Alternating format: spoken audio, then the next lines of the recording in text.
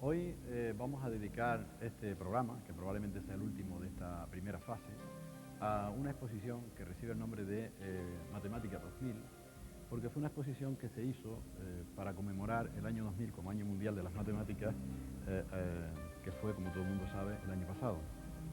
Esta exposición se pudo hacer gracias a la colaboración de la Consejería de Educación, Cultura y Deportes del Gobierno de Canarias.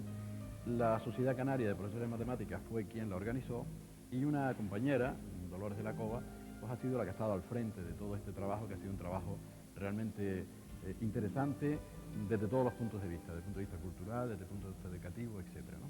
Entonces yo lo que voy a hacer es tratar de hacer un recorrido muy sucinto por las distintas mesas que conforman la exposición, para que vea que se trata de una exposición en la que cualquier persona amiga de las matemáticas, que le gusten las matemáticas, puede acudir a ella y se va a encontrar con problemas interesantes, problemas que enganchan, materiales que a lo mejor puede usted construir en su misma casa y desde luego entretenerse bastante con las matemáticas. Vamos a visitar en primer lugar una mesa que tiene la virtualidad de ser una mesa prácticamente construida con materiales nuestros, materiales que hemos elaborado profesores de aquí de Canarias. En primer lugar le voy a mostrar algo que le va a sorprender, que es esta cajita. Aparentemente son dos figuras. Quien conozca a este pintor sabrá que esta pintura es de Felo Monzón, este pintor gran canario, desgraciadamente ya desaparecido, y que tiene la virtualidad de que si esta placa la pasamos por encima de la otra, que es exactamente la misma figura, se tiene aquí un efecto interesantísimo y que corresponde a lo que Felo llamó la geometría dinámica. Obsérvese cómo aquí aparecen unos movimientos extraños que se producen al paso de esa imagen, que es exactamente la misma que está debajo. Al lado tenemos dos juegos de dominó que tienen la virtualidad de haber sido elaborados con materiales de unos trabajos que hemos hecho. Este en concreto lo conocen los seguidores de nuestro programa porque son calados, son imágenes de calados canarios en los que los números que aparecen en un dominó normal, del 0 al 6, pues han sido sustituidos por figuras, por módulos de calados muy conocidos algunos de ellos, por ejemplo esta espiral. Aquí el truco está, porque casi todo tiene su truco, en que si usted compara estas dos espirales, esta y esta, verá que tienen, esta se abre de izquierda a derecha y sin embargo esta de derecha a izquierda, ¿no? Y esto le da una cierta gracia a este juego. Este de al lado es la misma idea, pero en lugar de calados, pues son de esas celosías que vemos en nuestras casas, en los jardines de casi todas las islas, ¿no? Y el truco es el mismo. Hay una figura, que es esta, en la que aparecen dos figuras aparentemente iguales, pero que no lo son. Si usted compara este módulo con este, verá cómo, aunque parece que son iguales, pues no lo son. Y esto pues crea un cierto problema a la hora de jugar con él. Esta figura que ve aquí tiene la peculiaridad de que si usted la mira desde ahí, verá cómo esto está subiendo. Es decir, estas maderas parece que suben. Y si usted coloca esta pieza aquí, pues se va a encontrar con una sorpresa. Y es que usted diría antes de yo soltarla que esto puede subir. Pues si yo la suelto, observe cómo sube y además llega a coger hasta una cierta velocidad.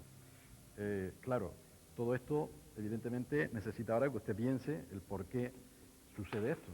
Yo no le voy a dar la clave totalmente, solo le voy a decir que está relacionada con el centro de gravedad de esta figura. Por ahí va la cosa. Muy bien. Nos vamos a pasar ahora a una mesa que está formada por juegos. Son de esos juegos llamados solitarios, en los que una persona sola puede retarse a sí mismo, pues tratando de resolver los distintos tableros, los distintos juegos que hay aquí. Yo me voy a centrar especialmente en este, porque es un juego muy conocido, se conoce con el nombre del solitario, y tiene como estrategia, una estrategia muy sencilla, que consiste en ir eliminando estos boliches, saltando como el juego de las damas, es decir, pasa por encima y aquel que se pasa por encima pues queda eliminado, ¿ves? Estos se van eliminando, se van poniendo aquí, esto se va eliminando, etc. Naturalmente, la manera de jugar es así de sencilla y los retos personales consisten en que usted tendría que ser capaz de acabar el juego dejando una sola bola en el centro, es decir, todo esto sin bolas y solamente esta en el centro. Evidentemente eso es bastante complicado de conseguir, pero aquí se le presentan una serie de situaciones intermedias. Por ejemplo, usted podría partir de esta situación y tratar de conseguir dejar un boliche en esta posición. O puede partir de esta cruz, la cruz griega, ¿no?, con los 4 brazos iguales, y eliminando las bolas en la manera que le he dicho, quedarse al final con una como esta. Y aquí se le presentan pues muchas situaciones de estas intermedias para que usted vaya haciéndose con el juego, y ya luego le queda el gran reto, es decir, el tratar de conseguir eliminarlas todas dejando una en el centro. Eso sería el ideal. El resto, como ves, son juegos parecidos. Aquí, por ejemplo, nos encontramos con uno muy curioso, que como ves está hecho con un material sumamente cotidiano. Estos son tuercas, ¿no?, tuercas de estas hexagonales, bien pegaditas, con una madera para que no se suelte. Y el juego consiste en lo siguiente. Usted ve que esto es un juego de 2, hay unas maderas más oscuras, unas maderas blancas. Entonces, un jugador con fichas blancas tiene que intentar, jugando alternativamente, juega uno blanco, uno negro, uno blanco, uno negro. Entonces, el blanco tiene que intentar conseguir un camino que vaya desde aquí hasta aquí, siempre con fichas blancas. Y el negro desde aquí hasta aquí. Evidentemente, el negro debe impedir que el blanco lo consiga y el blanco impedir que el negro lo consiga. Y ahí es donde está el juego, y ahí es donde está la estrategia, y ahí es donde está pues el tener que pensar y entretenerse con un juego que se llama X. Aquí tiene el nombre, es muy sencillo de hacer, y aquí se encuentran las reglas. Son fáciles, son como yo le he dicho, y observe que en este ejemplo que se pone aquí hay un camino que va de la izquierda a la derecha, del negro al negro, y en este caso este negro ganaría, si consigue un camino de este tipo. Bien, nos vamos a pasar ahora a una mesa que seguro que le va a llamar la atención, porque probablemente usted no sospeche que con los espejos se pueden hacer cosas tan bellas como las que va a ver aquí. Esto es un espejo, y estas son unas fichas que tiene aquí a su disposición para que usted con estas dos piezas, que tienen A y en B, sea capaz de construir algunas de las figuras que aquí se ponen. Es decir, usted tiene que manejar fíjese la figura que se forma. Yo tendría que tratar de conseguir esa figura, pues moviendo, colocando, en fin, tendría que buscar la manera de, colocando esto de una manera o de otra, yo pudiera conseguir esta imagen. Es simplemente un juego de simetría, y las piezas, como ven, son muy sencillas, pues si usted incluso las quiere hacer con cartón o con cualquier material de este cotidiano. Esto que está aquí es un instrumento curioso, se le llama libro de espejo, y como ves también es muy sencillo de hacer, porque lo único que son 2 espejos colocados de manera que puedan, una especie de una bisagra, y si usted observa verá que aquí aparecen unas figuras que en función de dónde coloque usted los espejos, ¿verdad?, pues consigue ahí unas figuras u otras, puede conseguir polígonos estrellados, por ejemplo, si lo ponemos así, ¿ves? Ahí aparece un polígono estrellado de no sé cuántos vértices. Y una cosa curiosa, podría hacer una especie de multiplicación de los panes y los peces colocando una moneda, y observe lo que ocurre. Conforme voy cerrando los espejos, van apareciendo ahí monedas. Desgraciadamente lo que ocurre es que si usted se lleva la que puso, desaparecen todas también. Pero en fin, no deja de ser una curiosidad el saber pues con qué ángulo o cuántas monedas soy capaz de conseguir, por ejemplo, cuando las coloco así, o si lo voy abriendo, cuántas monedas pueden ir apareciendo. Como ve, esto es matemática, y si usted quiere, pues claro, puede empezar a profundizar, trabajar con ángulos y hacer cosas muy curiosas con 2 simples espejos pegados en plan de libro, ¿no? Por eso se llama libro de matemáticas. En esta mesa que vamos a visitar, hay también más juegos, más actividades con las que usted se puede entretener, pero le voy a mostrar algo que seguro le va a llamar la atención, porque a pesar de que uno sabe que es la solución y lo que uno ve es lo que ve, sin embargo, la imagen es decir, una ilusión óptica que hace que lo veamos de una manera extraña. Indudablemente, yo creo que nadie duda, espero que la imagen lo capte perfectamente, que esta figura es mayor que esta, ¿no? Se ve con toda claridad que esta figura tiene un tamaño mayor que esta, ¿no?, a simple vista. Pero si yo cambio la posición, pues parece que ahora es al revés. Ahora esta que era la pequeña es la grande, y esta que era la grande ahora es la pequeña. Y es que efectivamente esto es una ilusión óptica, de manera que si yo las superpongo, observo cómo son exactamente iguales, y sin embargo, al ponerlas así, a pesar de que sabemos que son iguales, nuestra vista nos engaña y nos hace ver o nos hace creer ver que esta es mayor que esta, ¿no? Esta es una mesa donde ahí tiene un póster dedicado a las ilusiones ópticas. Habrá observado cómo la exposición pues está, en fin, adornada con estos pósteres, algunos de ellos de bastante calidad y muchos de ellos además originales, o sea, hechos exclusivamente para esta exposición. En este caso, bueno, pues se presentan algunas ilusiones ópticas como esta, por ejemplo, tan conocida de La joven y la vieja, ¿no? O la suegra y la esposa y la suegra, donde si usted mira así verá aquí una chiquita joven, mirando hacia allá, pero si la ve así verá aquí la nariz de la señora mayor, su boca, ¿no? Su pelo. Entonces, en fin, dibujos como eso que producen, esta por ejemplo que es muy conocida, de la copa, que no se sabe muy bien si es una copa o son dos caras que se miran una a la otra, ¿no? Este juego que está aquí es un juego que usted puede también hacer en su casa, porque es un juego muy sencillito que se hace simplemente con un dominó. Eso sí, tiene que tomar buena nota de lo que aquí aparece, porque las claves del juego son, en primer lugar, aquí aparecen 7 piezas que están pegadas, es decir, estas piezas no se pueden mover. Y luego aquí aparecen otras 7 que tienen que ser estas que figuran aquí, es decir, el 6-1, el 6-0, el 5-2, etc., ¿no? Estas 7 piezas tienen que estar aquí. Así que estas son fijas, estas que están aquí son fijas y además son estas, no pueden ser otras, estas. Aquí aparecen estas 7 piezas, estas 7 fichas que tienen que ser estas, y luego aquí hay 14 fichas más que se separan entre 7 y 7 para estos jugadores. Las reglas del juego las tiene aquí y consisten en lo siguiente. La partida empieza con este jugador sacando el doble 0 y ahora hay que conseguir que juegue el jugador segundo, el jugador tercero, y en todas las partidas, en todas las manos, no sé exactamente cuál es el nombre técnico, es decir, cada vez que le toque jugar al jugador número 4 se tiene que pasar. Nunca puede colocar este jugador ninguna ficha.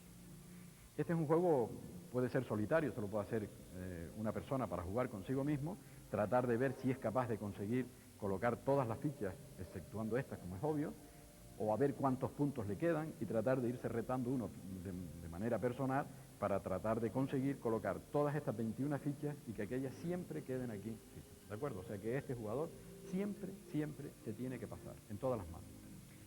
Muy bien. En esta mesa que aparece aquí, se encuentran las llamadas teselaciones, son figuras, como ve, que permiten unirse unas con otras para formar bellos dibujos. O sea que aquí puede uno entretenerse colocando, pues, haciendo suelos, haciendo, en fin, dibujos de lo más variado, con las piezas que aparecen, se las va colocando como desee y puede organizar o hacer. Bien, hay una cuestión interesante que desde el punto de vista matemático y que consistiría en saber qué piezas son las que se pueden unir unas con otras y qué piezas no se pueden unir. Por ejemplo, no sé si se da cuenta que si yo coloco este triángulo y este pentágono, aquí se forma un ángulo que me impide, ¿verdad?, el poder unirlos. Si lo pongo así, ¿ven? Se queda ahí el hueco. Y bueno, un problema bonito, interesante es saber qué piezas se pueden pegar y qué piezas no. El pentágono, le adelanto que presenta muchas dificultades. Estos son los famosos polígonos o mosaicos de Penrose, que tienen también, bueno, aquí ve cómo se pueden conseguir figuras realmente bellas con ellos, ¿no?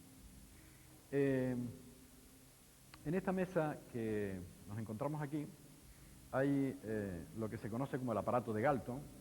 Es un aparato curioso que permite resolver de una manera visual un problema que a veces incluso en las clases, pues a algunos alumnos les cuesta trabajo entenderlo. Y aquí de una manera muy sencilla y muy visual se puede conseguir. Observe que aquí se encuentran un montón de bolitas pequeñas, de perdigones, y este es un aparato donde si una bolita llega a este lugar, luego tiene dos posibilidades, de ir hacia allá o de ir hacia acá. Luego una vez que llega aquí tiene otras dos posibilidades, de ir por aquí o de ir por aquí. Si llega aquí, de ir por aquí o de ir por aquí. Entonces la cuestión consiste en, si yo suelto una bola aquí, ¿hacia dónde tirará esa bola en el final del recorrido? ¿Hacia dónde irá? Puede ir a cualquiera de estas posiciones, de acuerdo. Pero usted va a comprobar ahora lo que sucede. Le voy a dar vuelta, las bolitas van a pasar por ese espacio. Y bueno, aquí tiene usted lo que ha sucedido. Ocurre que hay una gran mayoría de bolas que van a parar hacia la parte central, pero observe que aquí se forma como una curva, que se conoce con el nombre de campana de Gauss, o curva de Gauss, que nos hace ver qué es lo que ocurre. Hay una gran cantidad de bolas, o 70% casi, que va a parar a esta zona más o menos. Y el resto se distribuye en los dos extremos. De manera que si a usted le piden, por ejemplo, en este aparato, que es también un aparato de Galton, ¿hacia dónde va a parar esta bola que yo voy a soltar aquí? ¿En cuál de estos casilleros tiene más posibilidad de ir? Recuerde que debe apostar siempre por los centrales, porque raramente la bola se nos irá a los extremos, ¿no? Esto es el aparato de Galton, se conoce como aparato de Galton, ¿no? Muy bien. Vamos a pasar ahora a esta mesa. Vamos a volver a ella porque estamos dando... donde aparecen dos tipos de espejos poco habituales. Tenemos aquí un espejo cilíndrico. Se verá que aquí hay una cosa aparentemente extraña, no se sabe muy bien qué es esto, pero si nosotros colocamos este espejo cilíndrico, se observa cómo en el espejo este dibujo extraño se refleja en forma de A. Esto recibe el nombre de anamorfosis. Esta sería la anamorfosis cilíndrica, y observe cómo lo que ocurre es que figuras que están así deformadas, al colocar el espejo cilíndrico, aparece lo que, bueno, aquí no se ve muy bien, aunque se nota más o menos que es una manzana, pero en el cilindro queda perfectamente reflejada la manzana. Lógicamente lo que ocurre es justo al revés, ¿no? Si yo me mirara en este espejo me vería totalmente deformado, pero si yo fuera capaz de construir mi imagen de esta manera, siguiendo estas pautas que se explican por aquí en la mesa, pues usted podría conseguir que en el espejo cilíndrico se reflejara perfectamente esa imagen. Aquí, por ejemplo, tiene este extraño dibujo que se transforma en este precioso barco. Esto no se sabe muy bien lo que es, pero visto en el dibujo se ve un barco. Esta anamorfosis es la anamorfosis cónica, porque este espejo es un espejo cónico. Esta figura que usted ve ahí es una figura aparentemente rara, no se sabe muy bien lo que es, pero si usted la coloca y la mira desde la parte alta, a ver si la cámara lo puede recoger, mirándola desde alto, yo la voy a inclinar un poco para que se intente ver, verá como una especie de margarita. ¿Ve? Y esto se debe a que efectivamente el espejo cónico también deforma las imágenes, y lo que estamos haciendo siguiendo estas pautas, observe que aquí hay unos ejes donde la figura se ha pintado, aparece en el espejo lo que a nosotros nos parece una cosa rara y extraña, ¿no? Bien. Vamos a pasar ahora a la mesa esta que está aquí.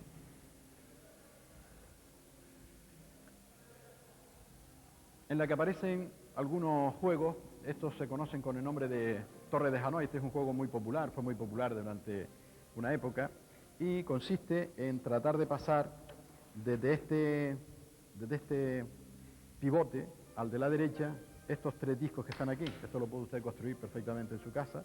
Son tres discos de distintos tamaños. Las reglas del juego son muy sencillas.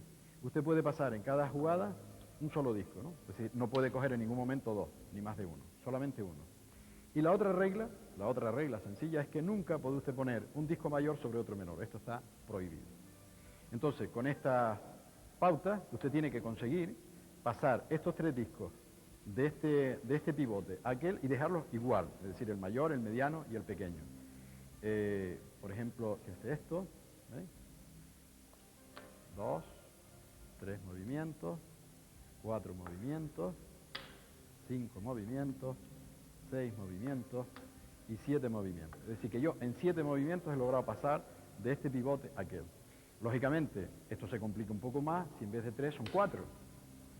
Y no le digo nada si en vez de 4 son 5. Entonces, el juego consiste, por un lado, en intentar pasarlo, y por otro lado, en saber, antes de usted hacer el juego, cuántos movimientos tiene que hacer cuál es el mínimo número de movimientos que tiene que hacer para pasar de un pivote al otro, siguiendo estas dos pautas. Recuerde, un solo disco en cada movimiento y nunca un disco mayor sobre otro menor. Siempre al revés, ¿no? Bien. Este también es un juego curioso. Aquí hay 11 piezas, aquí hay 8, aquí hay 6. A ver si recuerdo bien. No, 11, 7 y 6. 11, 7 y 6. usted tiene que conseguir con tres movidas, conseguir que en cada pivote haya el mismo número de monedas, del mismo número de argollas, ¿no? En esta mesa tenemos algo que usted va a recordar, porque en un programa anterior estuvimos hablando de ello. Se trata de los famosos puentes de Königsberg. Recuerda que es una ciudad que se encuentra en una cuña que tiene ahora mismo Rusia en el mar Báltico. Hay una ciudad muy famosa que se llama Königsberg, de nuevo, porque en la época soviética se llamó Kaliningrado. Y recuerda que había un río que tenía dos islas y que estas islas están comunicadas con la orilla y entre ellas por medio de puentes. Entonces, los ciudadanos de este lugar, de Königsberg, le plantearon a Euler, un famoso matemático, si era posible partir de un lugar, partir de aquí por ejemplo, y recorrer todos los puentes una sola vez y volver otra vez allí. Aquello tenía un poco preocupado, tenía intrigados más que preocupados a los ciudadanos de Königsberg y se lo plantearon a Euler. Entonces Euler estuvo estudiando el problema y él consiguió transformar este problema hecho de esta manera, con la ciudad, los puentes, etcétera, en un grafo, que es el que tenemos en este póster. Observe, esto de aquí es un grafo, ¿se acuerda de los grafos, no? Estos son los vértices del grafo y estas son las aristas. Obviamente, los vértices son la orilla derecha, la orilla izquierda, una isla y la otra. En este caso sería la orilla A es esta, B es esta isla, C es esta orilla y D es esta otra isla. Entonces él logró pasar ese problema a este grafo. ¿Y qué se observa en este grafo? Pues en este grafo se observa que los vértices son, este de orden impar, porque tiene tres caminos, ¿ves? Este de orden par, de orden impar también, 1, 2, 3. Y yo le di unas reglas, unas pautas, para que usted supiera cuándo un grafo de esto se puede recorrer y cuándo no se puede recorrer. Lo único que le pido ahora es que recuerde esas reglas, trate de aplicarlas a este problema y con ello usted sabrá si efectivamente ese camino que los ciudadanos querían realizar se puede conseguir o no se puede conseguir. Y ya por último, ya hay muchas más cosas de las que aquí podríamos hablar, pero en fin, lo que he querido es simplemente darle una visión de lo que usted se puede encontrar en esta exposición, que si algún día la ve anunciada, pues debe visitarla, porque ya ve que hay actividades de todo tipo y que usted puede profundizar hasta donde quiera en muchas de ellas. Me gustaría ahora hacer dos cosas. En primer lugar, recorrer algunos de los pósters que están, para que vea usted la calidad de algunos, la claridad con la que están expuestos otros, y luego finalmente le voy a dar la respuesta de un problema que propuse en el primer programa, que muchos amigos, muchas personas que me conocen me han estado acosando, entre comillas, sobre su solución, y que yo hoy le voy a dar la solución, puesto que es el programa de despedida. Entonces vamos a hacer un recorrido por los distintos pósters y luego pues le haré ver la solución de ese famoso problema de aquel cuadradito de 8 por 8 que aparecía un extraño cuadrado. Bien, aquí por ejemplo tiene este póster, que es un póster a lo mejor, si usted quiere, pues muy académico, en el sentido de que se trata de demostraciones de un teorema muy famoso, que es el teorema de Pitágoras, donde aparece el teorema de Pitágoras, tiene más de 100 demostraciones diferentes. Aquí hay varias, unas de ellas gráficas, otras de ellas pues, a lo mejor un poco más fuertes.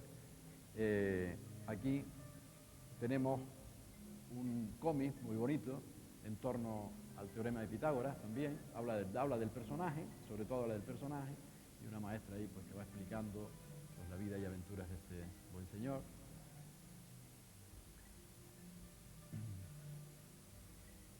En estos pósters que están por aquí, son unos pósters especialmente queridos por nosotros, porque son materiales exclusivamente, estos son pósteres originales totalmente, bueno, los otros también, pero estos son con materiales exclusivamente nuestros. Este, por ejemplo, es un póster que está hecho con imágenes de calado de los que ya explicamos en nuestro programa y con aquella clasificación que yo les expliqué también de los distintos grupos de frisos con un modelo, un ejemplo de calado que corresponde a cada uno de esos frisos.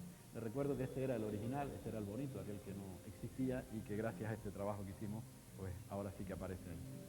En este caso, este póster está hecho a base de celosías, de las que encontramos en nuestra nuestro entorno habitual. Por ejemplo, es una fotografía de una casa que hay en Tejina, que tiene pues, una parte superior ahí cubierta de celosías.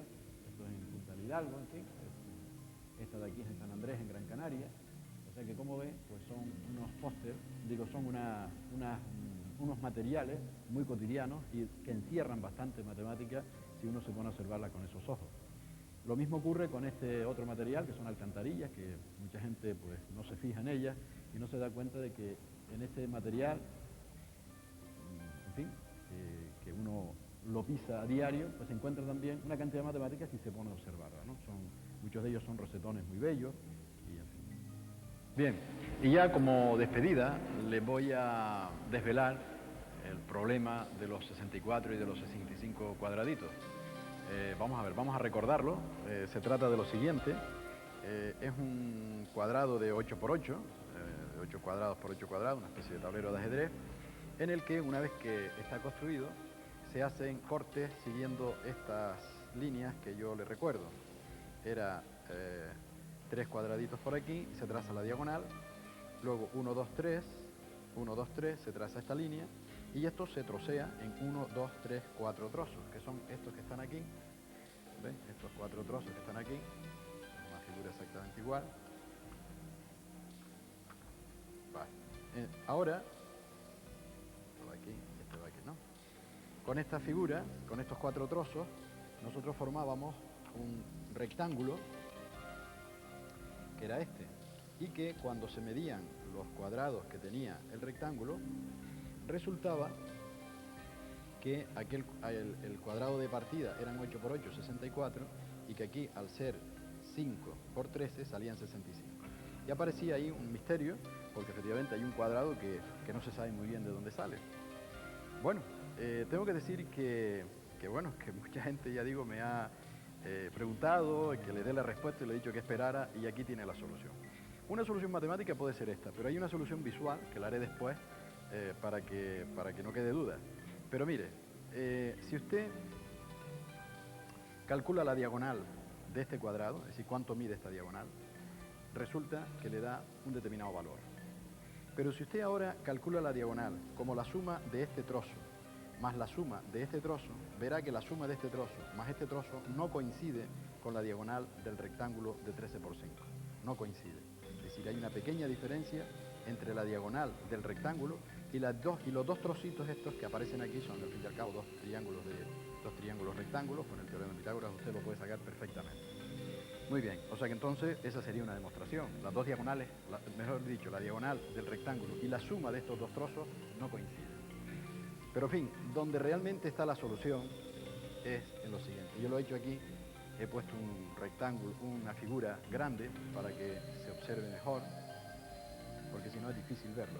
Con una figura pequeña, que como normalmente se suele hacer, no es fácil verlo. Pero si yo hago una figura grande, ¿ves? Aquí tengo este famoso rectángulo de 13 por 5. Entonces, si yo intento encajarlo, y a lo mejor a ustedes les ha pasado alguna vez y pensaban que la figura no les salía bien, pero observe lo que ocurre. Ocurre que al intentar colocar las piezas lo mejor que yo pueda, aparece una tirita en el centro, ¿la ve aquí? Y esa tirita es el famoso cuadrado que sale de más. Efectivamente, el área de esta tira que queda en el centro es igual a la de un cuadrado de él. Claro, es un cuadrado, es una tira tan estrechita y tan disimulada que cuando se hace con trocitos pequeños de papel no se nota, pero al hacerlo así con uno grande sí que se nota que en el centro aparece, por más que yo intente encajar estas piezas, nunca me encajan totalmente porque aquí hay un cuadrado. Y ese es el misterio y ese es el famoso cuadrado.